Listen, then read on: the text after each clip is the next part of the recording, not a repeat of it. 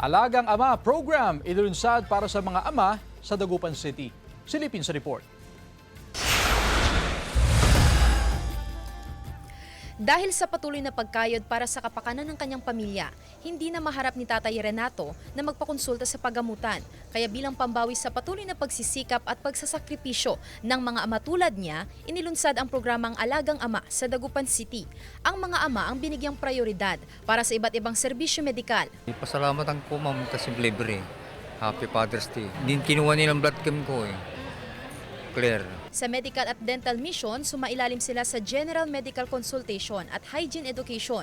Si Tatay Muhammad naman, pumila sa libreng gupit. Kasi yung mga tatay hindi na po maharap magpagupit sa sobrang pagod na din sa trabaho, hindi na minsan uuwi na lang, magpapahinga na lang po. Nagkaroon ng ganito para may time po para sa aming mga tatay. Tinuruan din ang mga ama ng tamang hygiene at self-care practices. Layunin ng programa na bigyan pansin ang kalusugan ng mga ama bilang bahagi ng pagdiriwang ng Father's Day.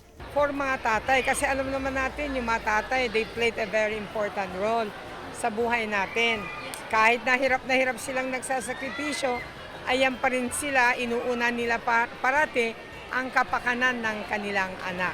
Kasama si Ron Tañedo, Sandy Salvacio, One North, Central Luzon.